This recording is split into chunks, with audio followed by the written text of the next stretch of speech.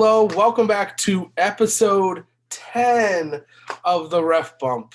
Who would have thought we would have made it for this long? I thought we were going to be kicked off after episode 1, and here we are, 9 episodes later, 10. My name is Codd Sinclair. That's Jeff the Hitman Hall. Jeff, 10 episodes already. Oh, crazy. Yeah, I mean, I'm just as surprised as you. I'm surprised the powers that be / the universe have allowed us to be on here spewing this great content that we spew for 10 long episodes, but I'll take it. Yeah. So for our 10th episode, I wanted to do something a little special, something that, I mean, even with COVID, may not have ever happened again. It is the Ring of Honor New Japan Pro Wrestling G1 Supercard that took place WrestleMania weekend in 2019 at Madison Square Garden in New York City. It's crazy to think that this even got done because that has always been McMahon territory. Always. Yeah. This was the first professional wrestling event at MSG by a promotion not owned by the McMahon family since November of 1960. Which is insane to think in 2019. So we're talking almost 60 years. So they had a pre-sale for this show in August. They sold the 60% of tickets they wanted to. And then when they sold the remaining, it only took 16 minutes once they went out to the public, which, I mean, 3 minutes there, Cody, and, all in. But still, this is an incredible feat. And you and I are very much the same as far as when you look at it from the big picture. These are the two probably, if not two of the top 3 or 4 promotions in the world. Yeah, and I get that I'm more a Ring of Honor homer than other people. But again, to the later wrestling community, they've known wrestling has existed, like these past couple of years, and Ring of Honor has been the top / the best for a very, very, very long time. And for the diehards like myself, this kind of was a combination of, and me and a lot of people, of everything coming together. Some people didn't understand, like, whoa, Ring of Honor's in Madison Square Garden. They're like, okay, yeah, but to some of us, that's been a long time coming, and it's especially pre-COVID. This show was so big that my dad's a wrestling fan, don't get me wrong, but even my dad was like wanting to come out of the cave he calls his house to go to New York. You know what I mean? Like, my dad wanted to go to Madison Square Garden and watch this show. That's what it meant to people, Yeah. I want to jump right into this because this is an absolutely exciting card. Yeah. I want to start with the dark match, and then there's a pre-show match just real quick. The dark match, Jenny Rose and Oedo Tai going over Stella Gray, Sumi Sakai, and the late Anna Kimura. It was a fine match. It's a good kickoff. And then let's talk about this. Let's talk about this Rombo we had to start the pre-show, which you can find this on Ring of Honor's YouTube page as well. It's not attached with the actual show itself. I'm going to buzz right through it. Kenny King comes out at number 1. He requested to be number 1, so he got it. Then we get Minoru Suzuki, Cheeseburger, Beer City Bruiser, Show, Shingo Takagi, Bushi, Yo, Shaheem Ali, Rhett Titus, LSG, Ryusuke Taguchi, Will Ferrara, Chase Owens, Rocky Romero, Brian Malones. All right, I'll stop right there because we're about halfway through. Nothing like the good old player coach to come out with his with his phone ball and mask. He gets me all the time. Oh my god. Reminds me of like a foreign Jackie Moon almost. Yeah. Yep. Then we get Bad Luck Fale, Jonathan Gresham, Tracy Williams, Yoshihashi, PJ Black, and at number 22, the roof I thought would have come off for this one, but there's a entry a little bit later. Jushin Thunder Liger coming in at number 22 to get him into New York. Absolutely crazy. And then we get TK Orion, Vinny, Delirious. 26 is Tomohiro Ishii. And then at number 27, it's supposed to be Yano. But then we have Colt Cabana on commentary. He goes and swaps out for Colt for a Colt Cabana. So they both end up getting in this match. 28, Hiroki Goto. 29, another huge pop for King Haku.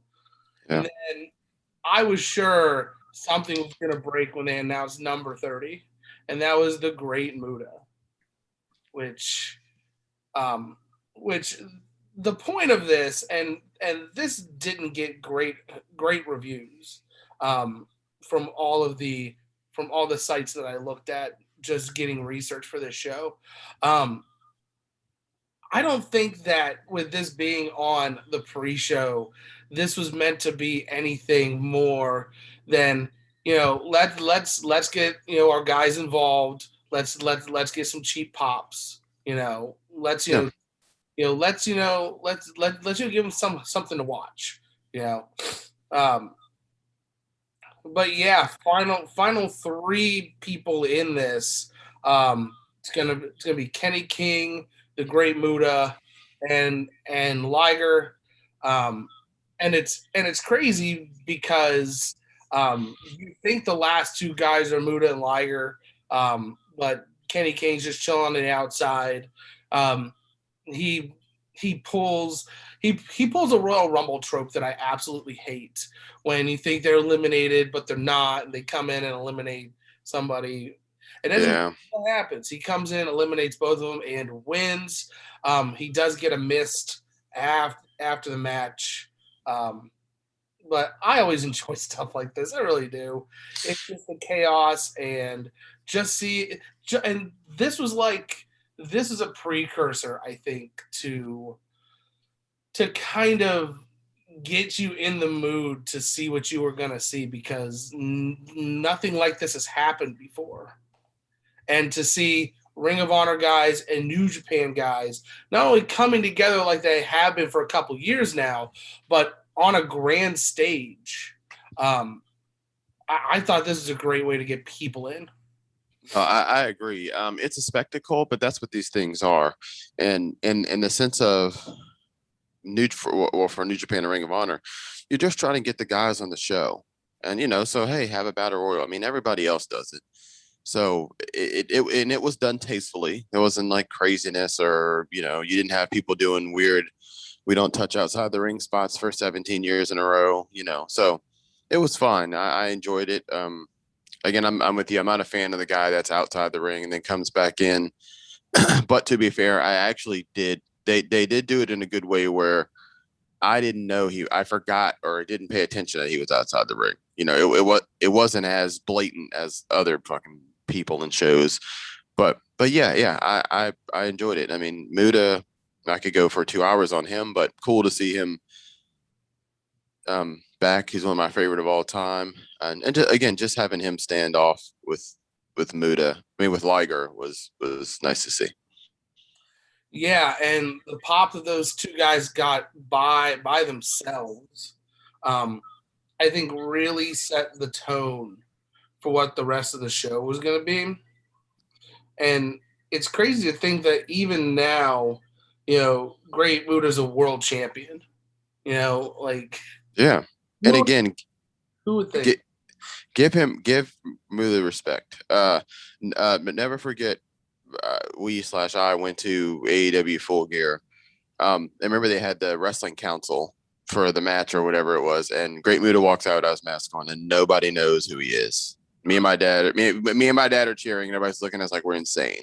So just keep that in perspective. Nobody, the Great Muta is walking in Baltimore, Maryland, through this arena, and he looks just like a guy for everybody else. They have no idea who this guy is. Insane. Oh, shameful. So here we go. Main card opening up. It's a winner-take-all match for the Never Openweight Championship and the Ring of Honor World Television Championship. It is Jeff Cobb with his TV title taking on Will Ospreay with his Never Openweight title. And I got to tell you, I really, really enjoyed this. Yeah, I mean, in hindsight now, I think maybe after this night, I don't know if these guys knew each other, were familiar with each other, but they probably thought, hey, maybe, we could do some business in the future, Yeah. No, I mean, I'm being serious though, Codd. I mean, Yeah, and like I said a moment ago, Ring of Honor and New Japan have been working together for a couple years prior to this as well. Yeah. So this isn't unfamiliar territory for either of these companies. But this just goes to show you, that right now both of these guys are part of, the second biggest heel stable in all of New Japan. It goes to show you what kind of talent I want to say didn't realize we had then, or the kind of potential that wasn't tapped yet to have what we have now. And then also Jeff Cobb's one appearance on AEW always rubs you the wrong way. Well, Jeff, he didn't have a contract. Yeah. So So that's what we do with him. Yeah. That's exactly what I would have done too. Yeah. No, but this match was a little slow to go for me. But once it got going, it was excellent. So Oz cutter spot near the end of the match. Jeff Cobb blocks it, throws him into the corner. Cobb hits a massive tour of the islands off of the middle rope. Huge win. I gave this 4 stars out of 5. I really enjoyed this match. I love how both men can work so fluidly together. And that goes for Will Ospreay as well. And this has always been Will Ospreay's game, is that he works very well with anybody who is larger than him. It's almost AJ Styles-esque in that regard, where AJ can work with bigger guys very well, whereas a lot of smaller guys can't.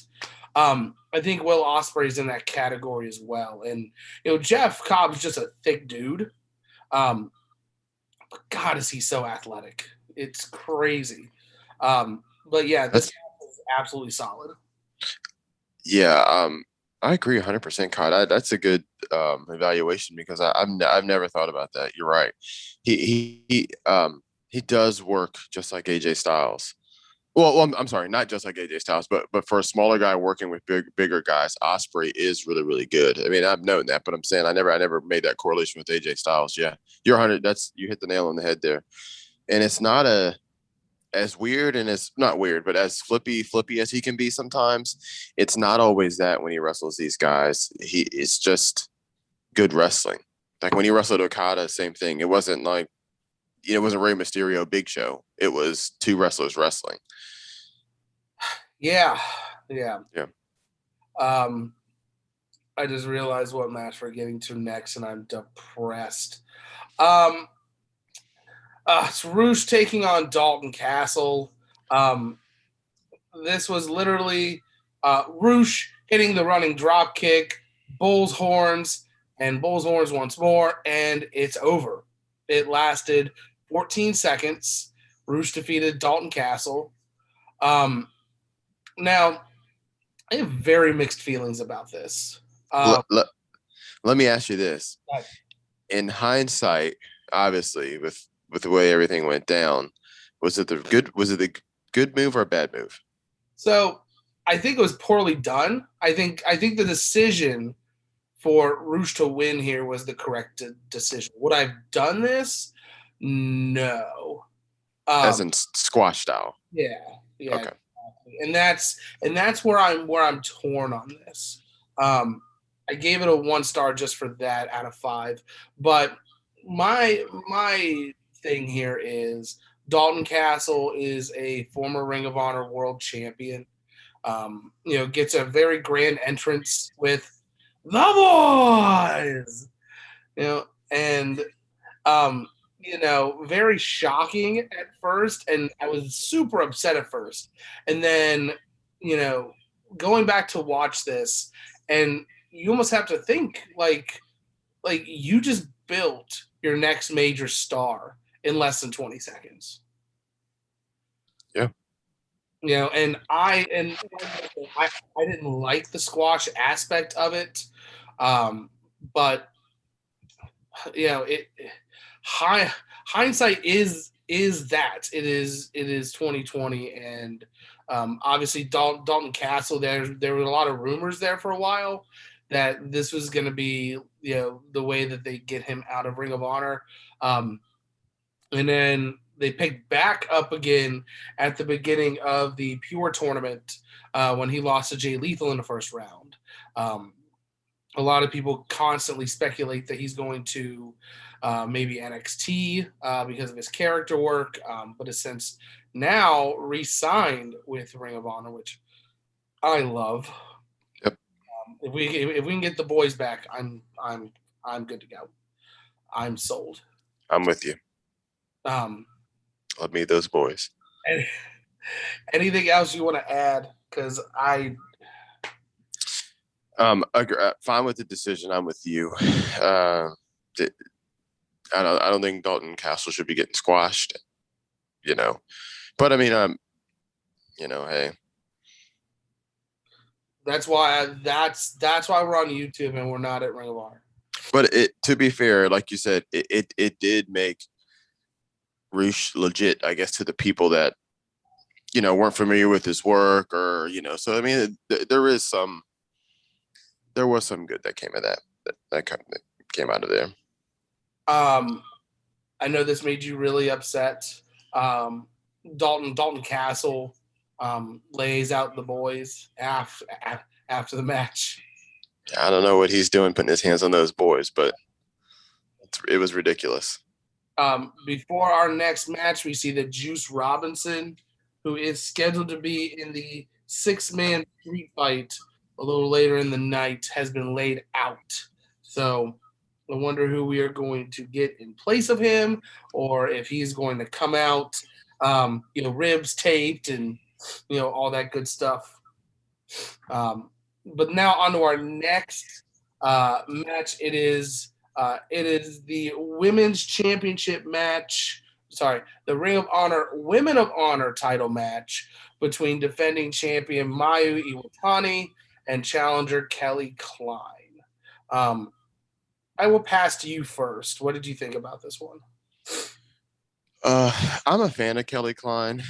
I know a lot of people aren't, and with things have gone down, I guess, when no one knew that was going on, but whatever. But again, I'm a fan of Kelly Klein. I like her work. She doesn't work. She's kind of like in between. She's not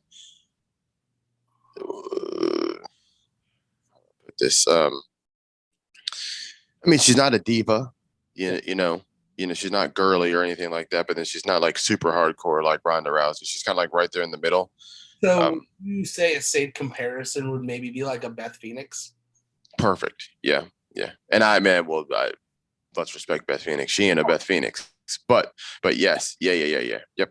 Right there. So I like her work. And Iwatani, her work's great. I mean, she's a little older. That doesn't mean you can't work. Mm-hmm. So yeah, I didn't mind this match at all.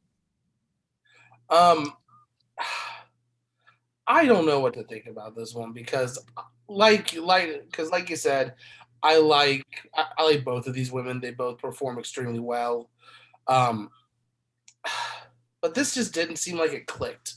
It seemed like from the get-go, it just wasn't. It just wasn't what their previous encounters were. Yeah. It seemed like something was missing. but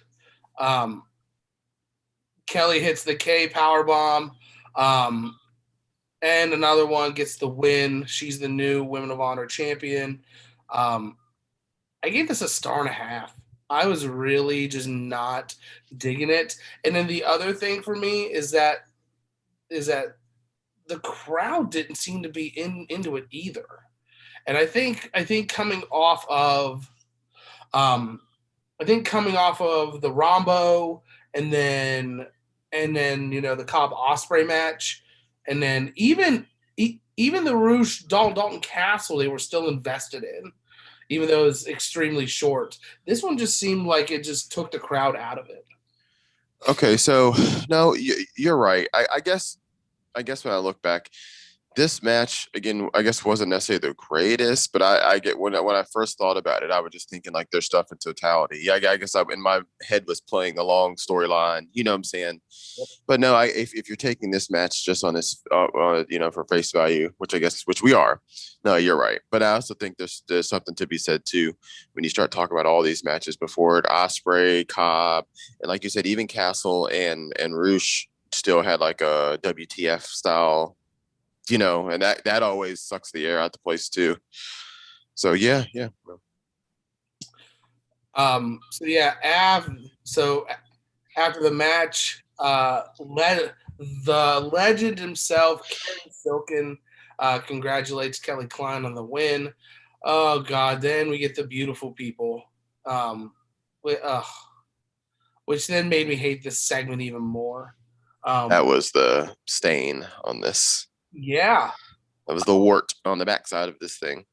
Yeah. So, and then we get Mandy Leone, who we think is going to make the save. Doesn't, joins them. They're throwing like lipstick on her. And that's where we get the Allure, who are still in Ring of Honor today, although it's just Angelina Love and Mandy Leone now. I thought this is the worst part of the match, or the worst part of the night, to be honest with you. Yeah, I wasn't a fan. I didn't enjoy the lipstick. Like I did like that, like the gimmick, like that type of stuff. But I wasn't ready for this, like Beautiful People 2 or 3.0 reboot or whatever it was. Yeah, it was just really bad, and the fans booed the absolute heck. It's like a movie where they're going to make a reboot. And it's like, oh, okay, cool. And then when it actually happens, you're like, oh, we messed this one up. Like if you'd have told me before, like, hey, we're going to do Beautiful People with Mandy Leone, and I was like, I'd have been like, oh, okay, like, all right. And it just didn't work. All right, so you got to stay with me here because this next segment or this next stretch of this, like, I guess 2-part match, I guess coming up. It's supposed to be Bully Ray versus Juice Robinson. Okay. Juice Robinson obviously got taken out in the back.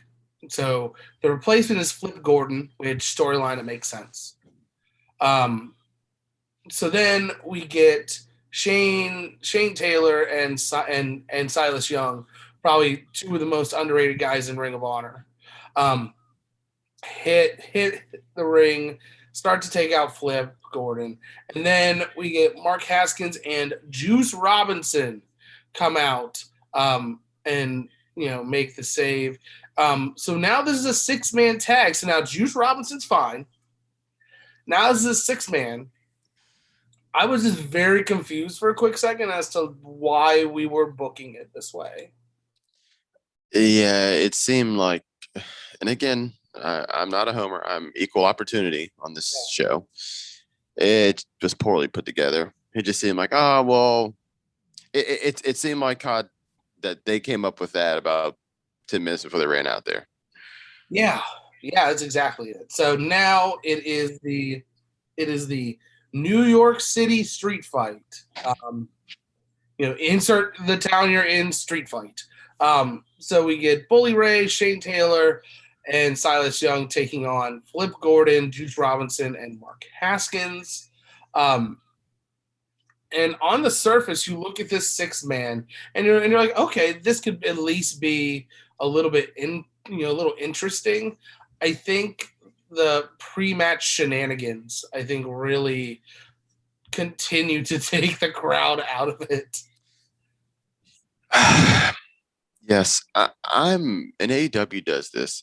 I am not a huge fan of the shenanigans. I don't mind pre-match shenanigans, but I don't like sometimes I don't like the shenanigans before the bell rings shenanigans. Like in it, I don't know. I'm with you, Kyle. I just wasn't a fan. Everybody in this thing was fine. Like the wrestling was fine, obviously, but yeah, I just wasn't a fan of how this went. It seemed fly by the seat of your pants, and that's what it was. Yeah. So yeah, the crowd didn't seem like they were into this match. I gave it Juice Robinson hits a spine buster, Flip Gordon hits his 450, gets the win for his team in just over 15 minutes. I gave this very graciously 2 stars out of 5. That's being nice. Being super nice because I kind of popped when they did the waza. Yeah.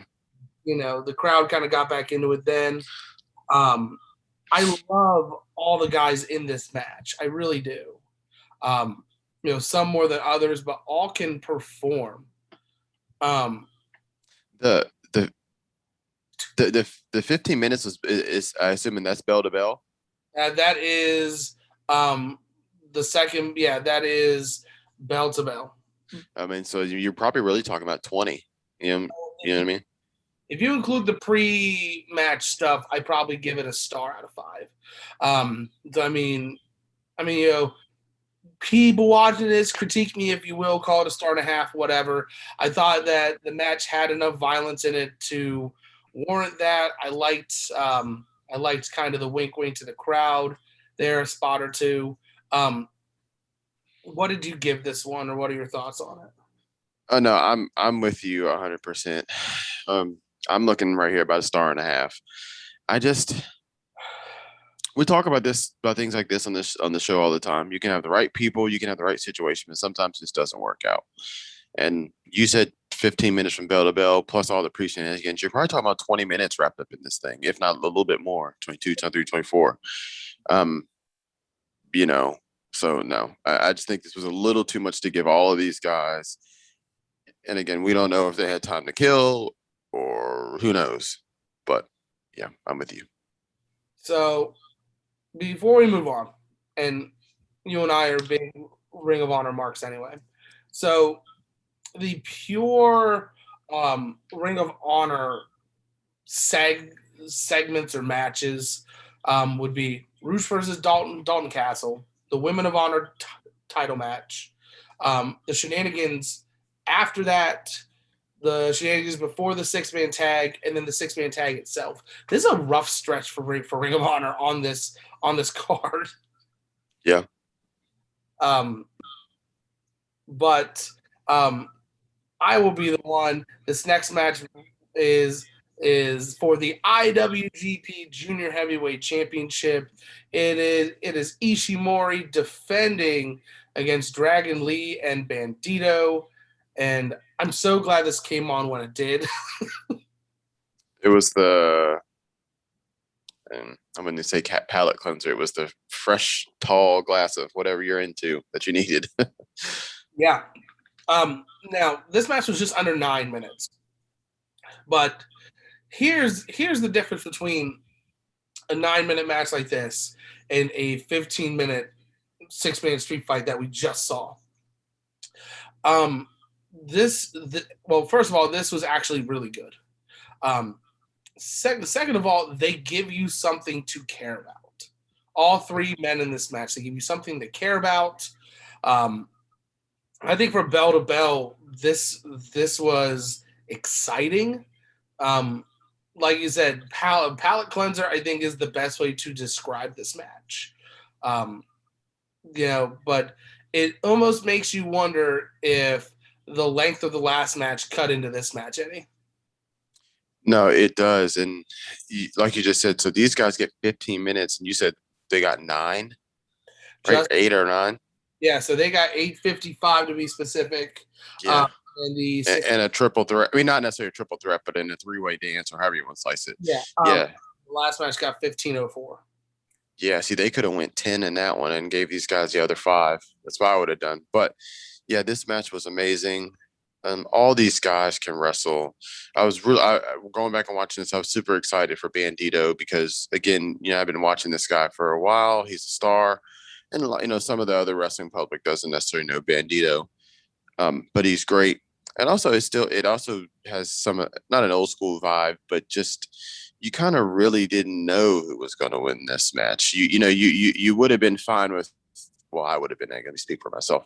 I would have been fine with really any guy. And I think if you can have that in a 3-way match, then that's probably, a good place and a good spot to be in. Yeah. So like I said, this is an exciting start to finish. Dragon Lee wins. He pins Bandito. Other than a palate cleanser, the best way to put this was it was an all-out sprint. And They probably, before they came out, said the really crappy segment before this ran long. This is how much time you have. We got to get rolling.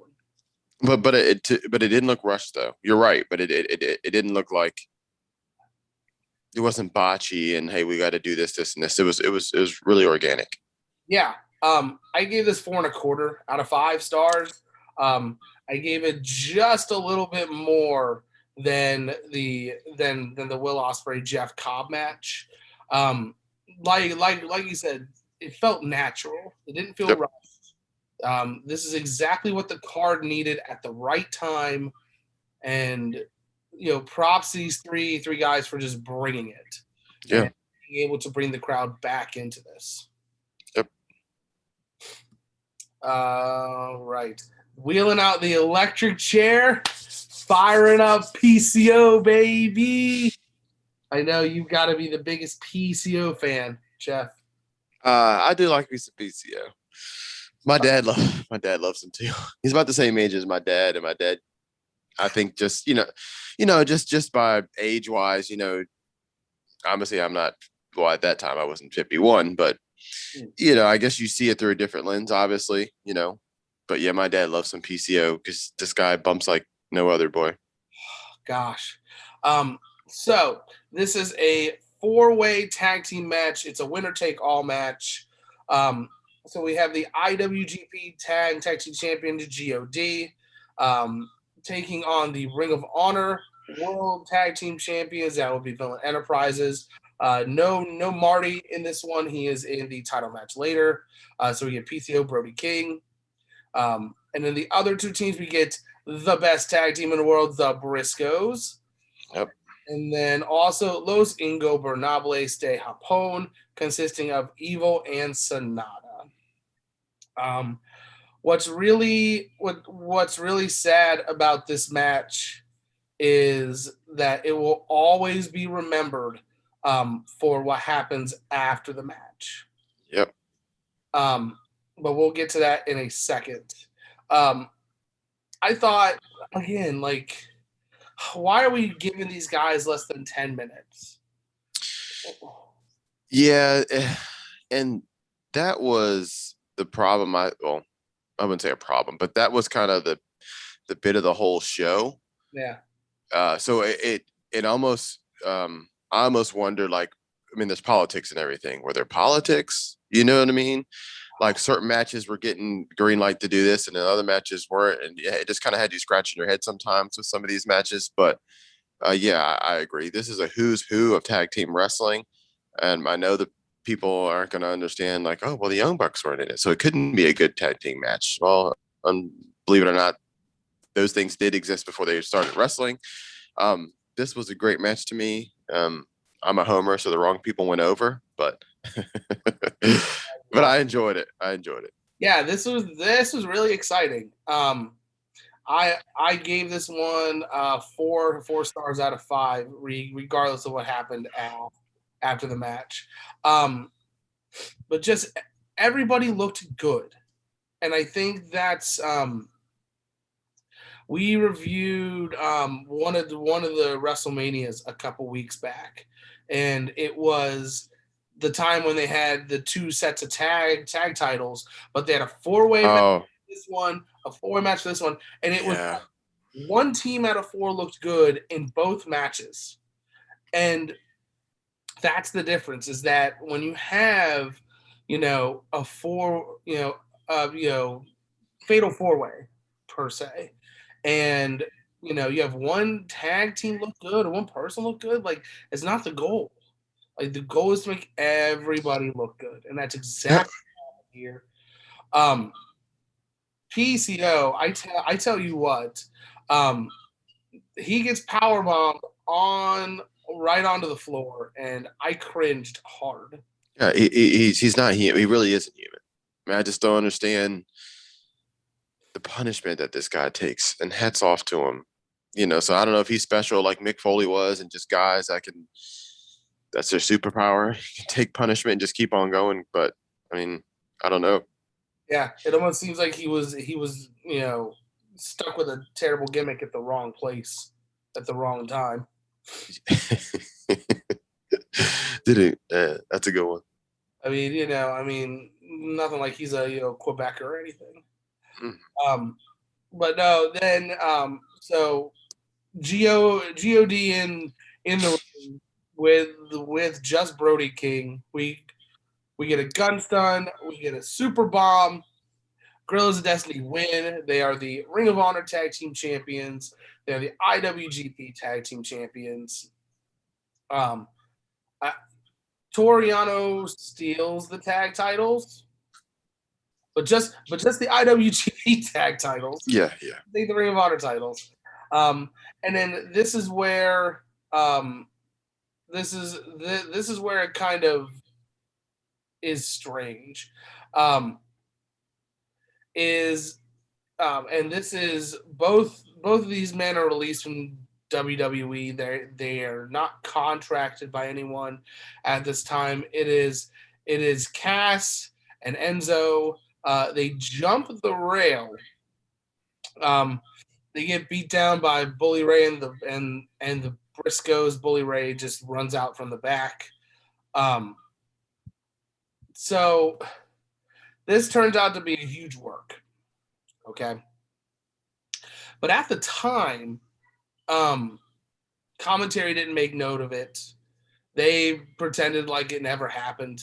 Then on social media, oh, it's Enzo and Cass. They jumped the barricade. Like, Yeah. It's the only reason I got caught in this thing is that the Briscoes and Bully Ray were throwing some stiff shots, like stiff as in like, hey, like stiff when, I don't know, you're trying to prove a point to somebody. That's the only thing, because I was like, oh, this is obviously a work. Yeah. And then, man, like I said, when I saw them laying a couple of them shots, they didn't. And even now, Codd, like they weren't working shots. They were real shots. Like, oh yeah. So now 2 years later, we're looking at it, and in a sense, come out. Obviously, it's a work. So it was predetermined, obviously, because that's professional wrestling, that Bully Ray and the Briscoes were going to lay in some shots on Enzo to put it over, just really to work him over. They were going to cut the stream feed to put it over. Smart. And then the upper level office in Ring of Honor pushed for it. Despite both Enzo and Cass kind of being against it.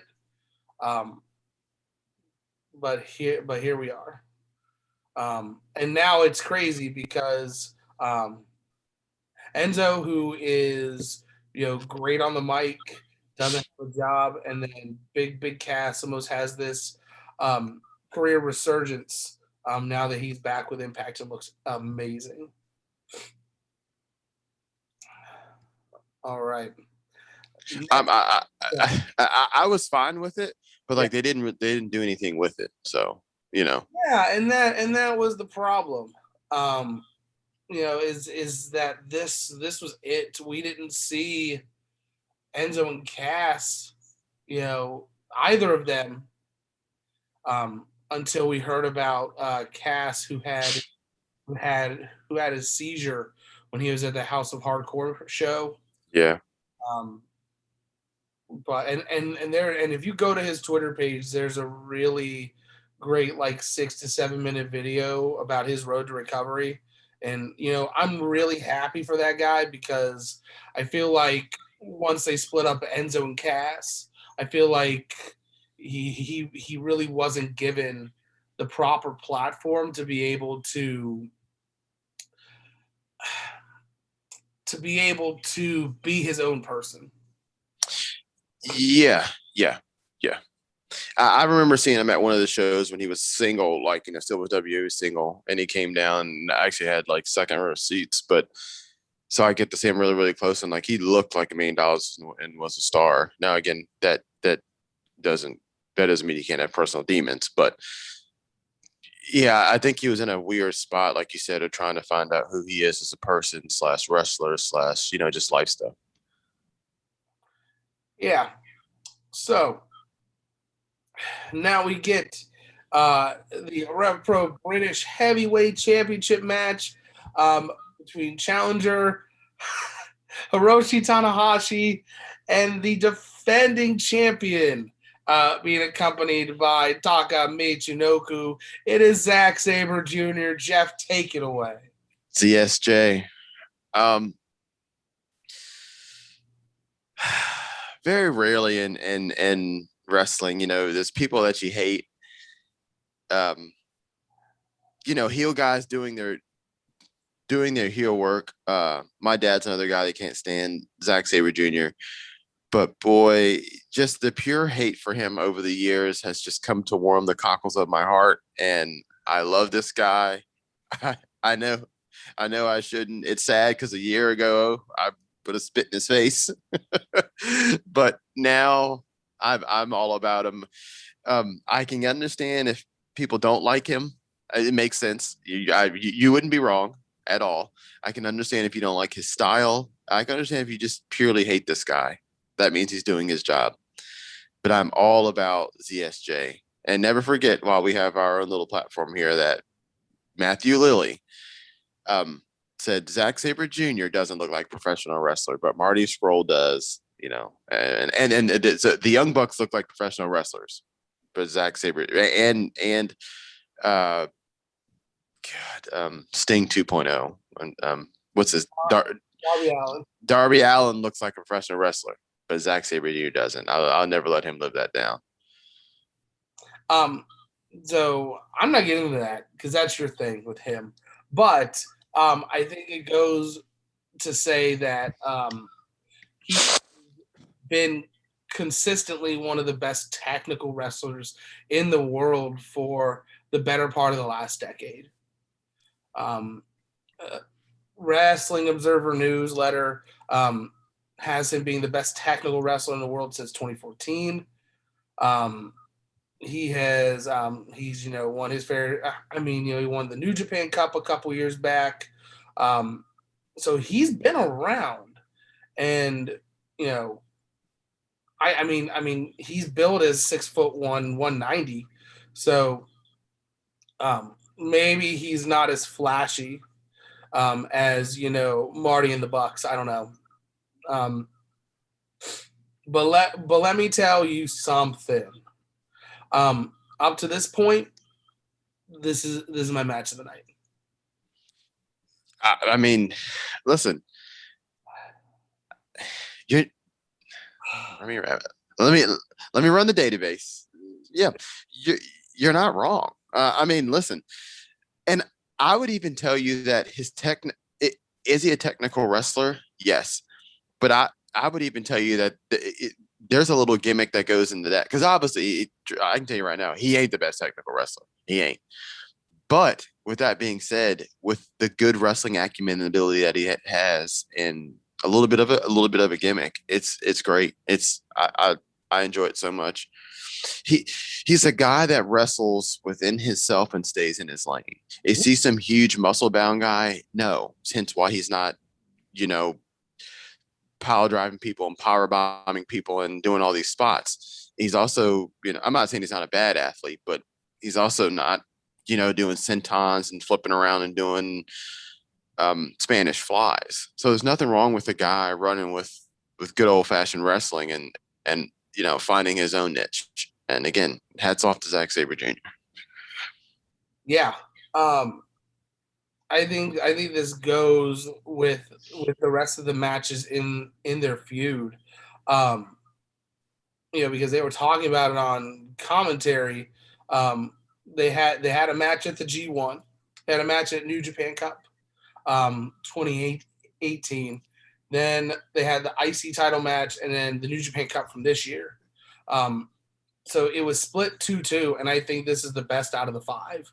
Honestly, I've got this at 4.5 out of 5 stars. I almost everything about this match. You know, it was, you know, there were moments that were kind of, it was stop and go for a good portion of this match, and that's fine. But it would be like stop, go, and then it would be like stop, and then back to go, stop, go. So it was, there were lows that I think kind of threw kind of the I'm gonna sound fancy, the match equilibrium out. But I still, it was a great match. The work was great, the match layout was great, and then just the little things in between holds.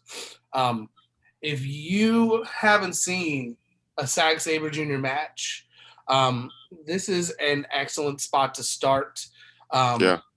Great catches, catch can, which I guess if you want to classify him more in that, then, you know, as a technical wrestler, you know, but this was outstanding. And if you don't like his work or him, good. He's doing his job. Yes. And another thing too is if you're rubbing elbows at Tanahashi, you gotta think, if listen, Tana's Tana. If Tana wrestles you two times and he says, I'm good, then you're not gonna, you won't wrestle him again. You know what I mean? So if he's wrestling with, if Tanahashi enjoys wrestling with him, and maybe because it's a slower style as well, so there could be some fruit into that. But I mean, if Tana messes with you, then, well, there you go. Yeah, don't forget Tanahashi was in TNA for a hot minute too. Who wasn't at this point, but yes. No. So to your point though, it was like 2008, I want to say, and he got a match with, I want to say, Muda, and I'm gonna go back and watch this. Yeah. Well, he was in he was in TNA, and then was told that he was going to be booked to be in a match with Muda. So canceled the rest of his TNA dates, went back to Japan, and he hasn't been back since. Clean break. So to your point with, you know, wrestling a guy X amount of times in a row, Tana's one of the best in the world. If he doesn't want to work with you, he's not going to. And I think this is a great platform where both guys could show off. Yeah. Yep. IWGP Intercontinental Championship match. Hopefully nobody dies. It's Kota Ibushi challenging champion Tetsuya Naito.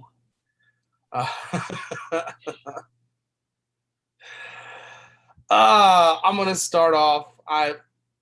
This is a 5-star match for me. Yeah. It was just, and I start off by saying that because these guys have gone back and forth. You know, they've had their fair share of matches. This is 5.5 stars.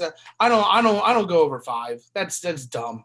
Okay, first off, but just, and this could show, how frequently they work together, but the chemistry is outstanding.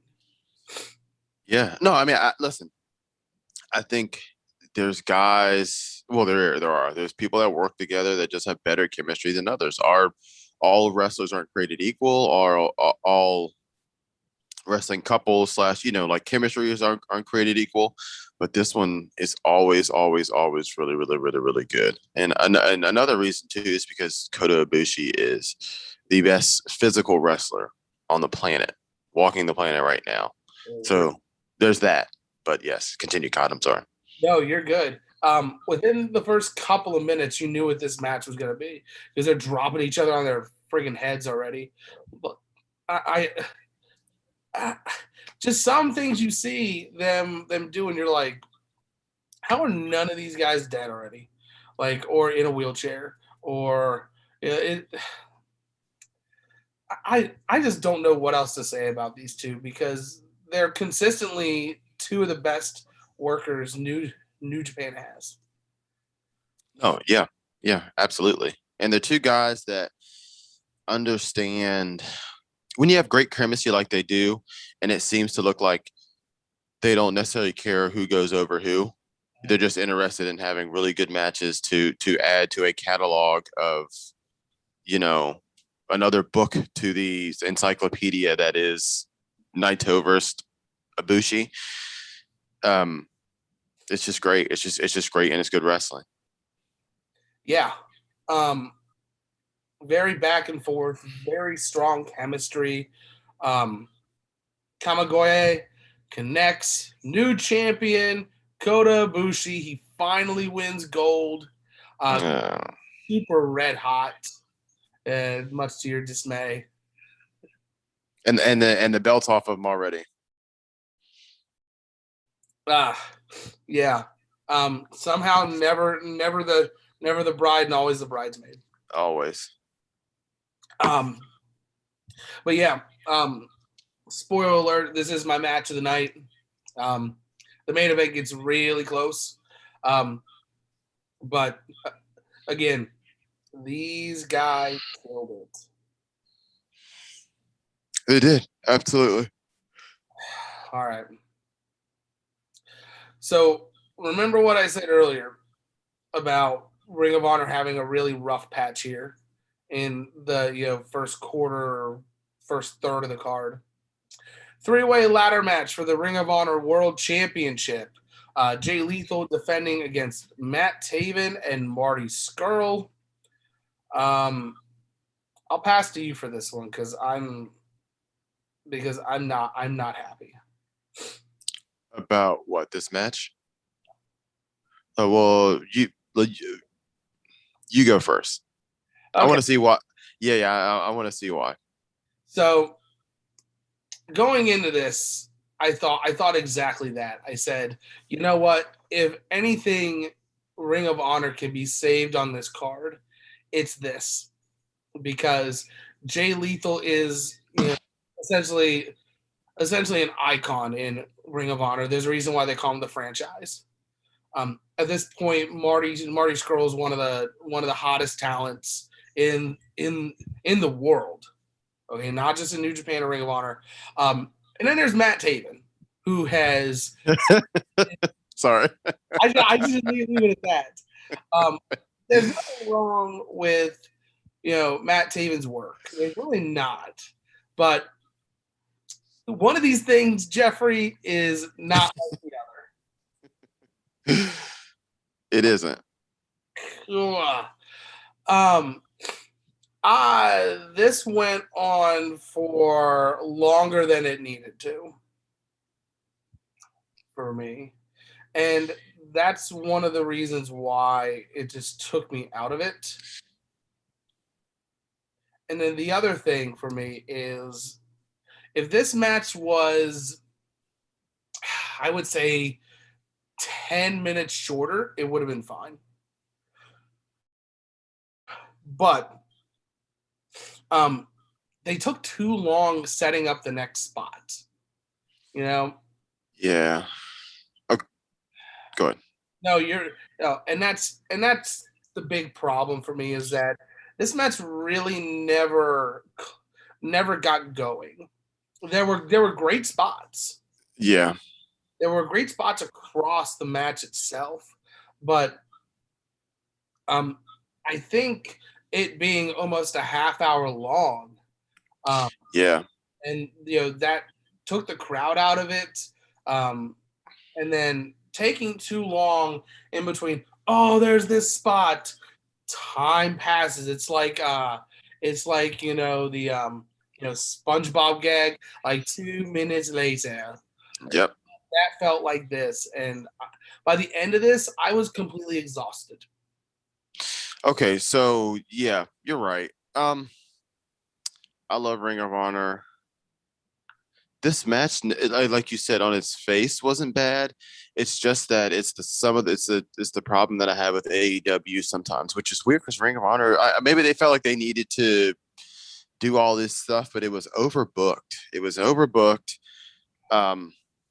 Getting to the spots weren't right. Them trying to do these spots weren't right because they don't usually. It's not that they don't do those spots, but they don't do them like that.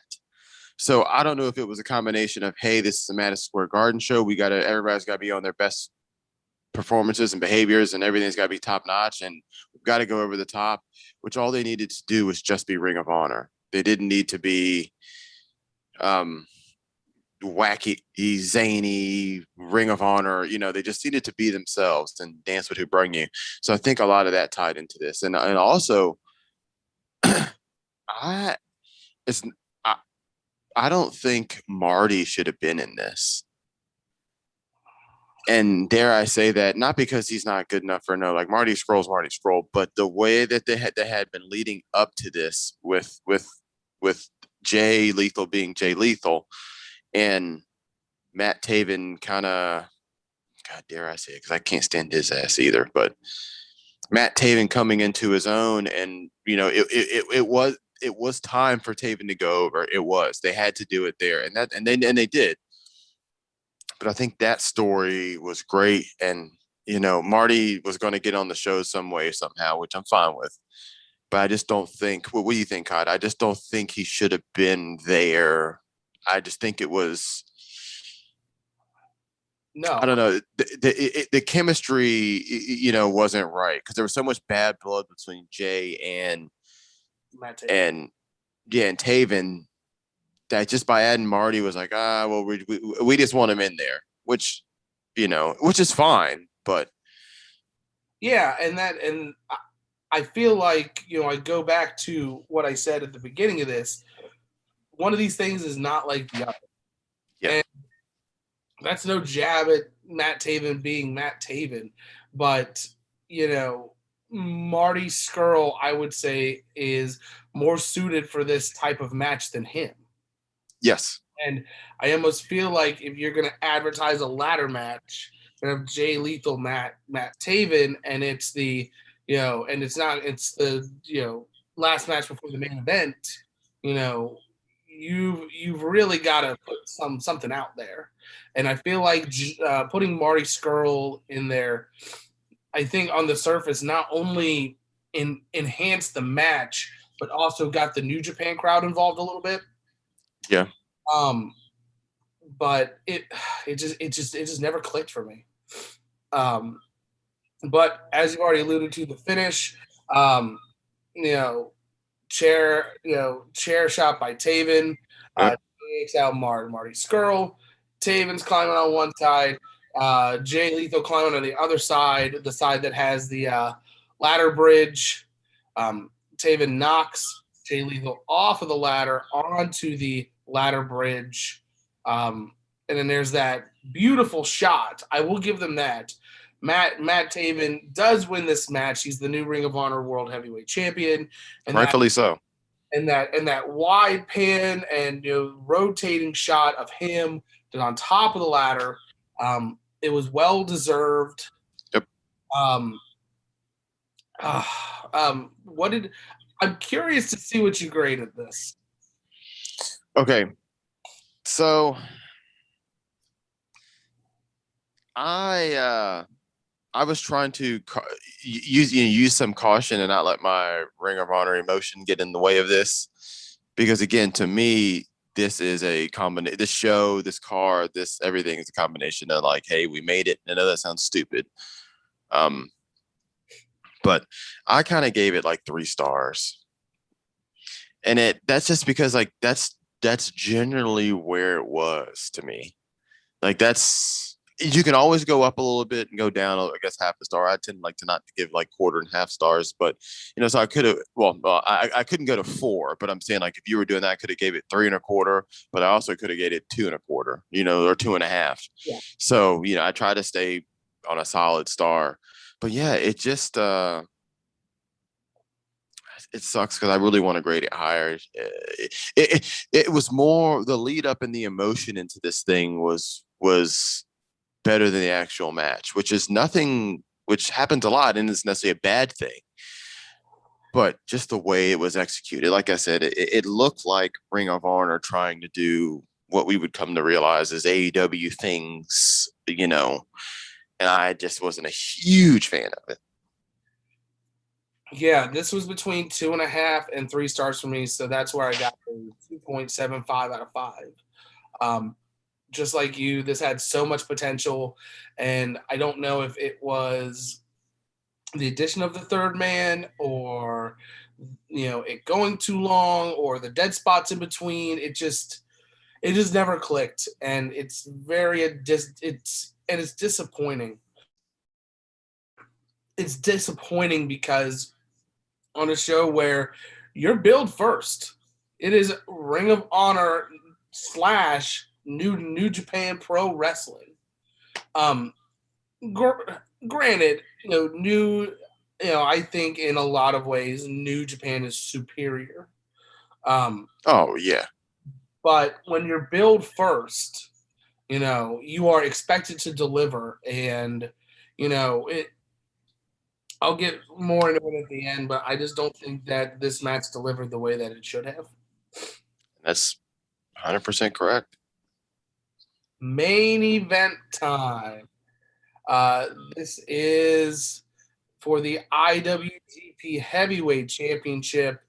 That is Kazuchika Okada challenging Jay White. Jay White tie. Yeah. You go first. I don't want to. So here's my thing. And again, I'll give my grade first. I gave it I gave this 4.25 out of 5 stars. Here's why. This match went too long, I think, which I think is a problem with a majority of the New Japan main events, even today. And I think once it hits a certain point, you start to lose people if you're not delivering consistently. And for me, about the first 10 to 15 minutes of this match really just felt it was so frustrating to watch. Like it just like I think that they were shenanigans, but that's the that is the Bullet Club way. Yep. But even with that, I feel like just something in the first, half of this match was missing. But God bless America, the second half was so damn good. If you were grading these in the first half and the second half, I have 3 stars for the first half of the match, 5 stars for the second half of the match. Yeah, I never thought about it that way, but yeah.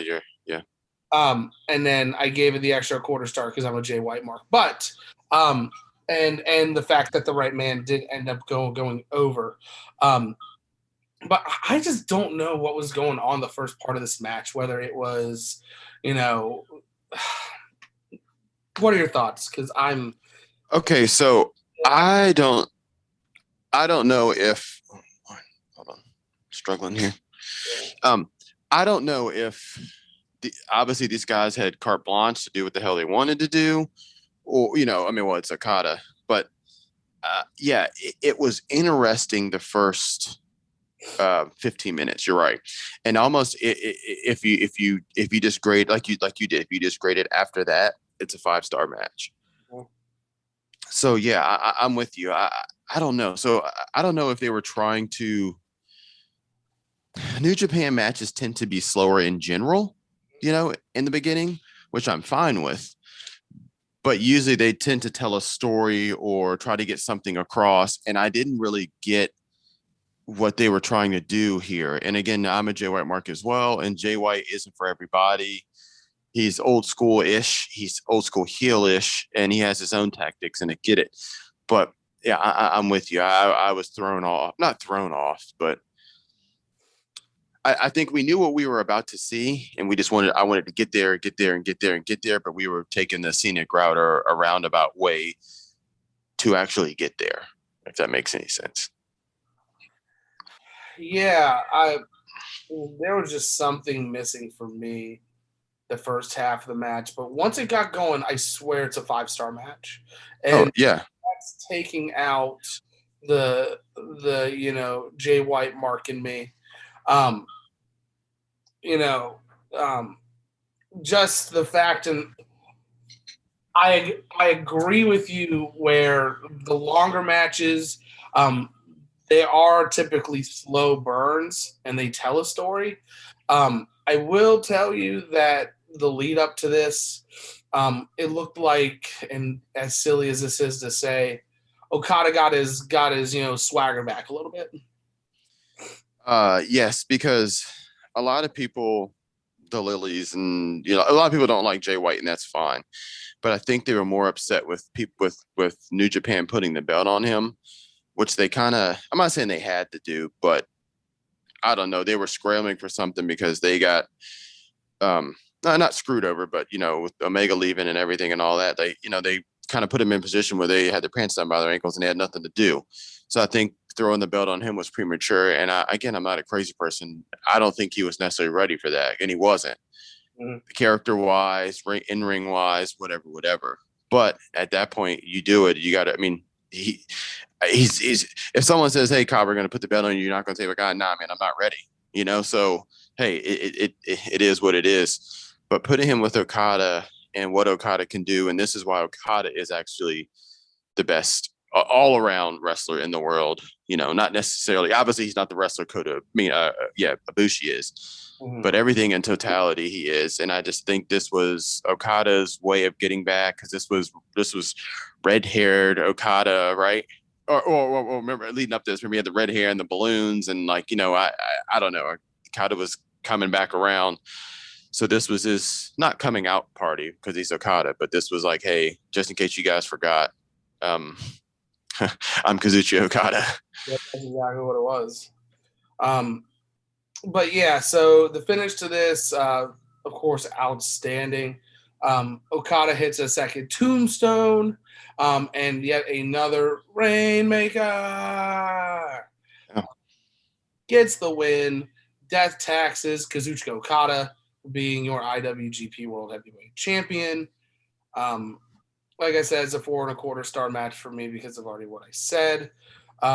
He would be champion until the winner-take-all match at Wrestle Kingdom 14, right before the pandemic started, where he lost to Tetsuya Naito. That's what he does. Yeah, like I said, death, taxes, Okada. I think that's gonna. Oh, I wouldn't say I think it's gonna change, but I don't know. I think we're gonna get some different players this upcoming year, but I guess we'll save that for another situation. Yeah. Well, that is it for this episode of the Ref Bump. Jeff, where can they find you on the socials? On Twitter, Jeff M Hall 1. Again, wrestling content, sports content. I'm all about it. Yeah, Jeff M Hall was taken, so you got to add the number. You know how it goes, man. Guys, follow us on all of our social medias. They're in the description box. In the comments, if you've seen this show, let us know what's your favorite match, your worst match, what you think we got right and wrong. Let us know. Also, Guys, make sure you go visit our friends over at Next Gen Wrestling, nextgentn.net. We just received word that they are at 50% booked for their show in June. So, guys, it's $18 for adult ticket, $15 for a children's ticket. Get your tickets now, please, guys.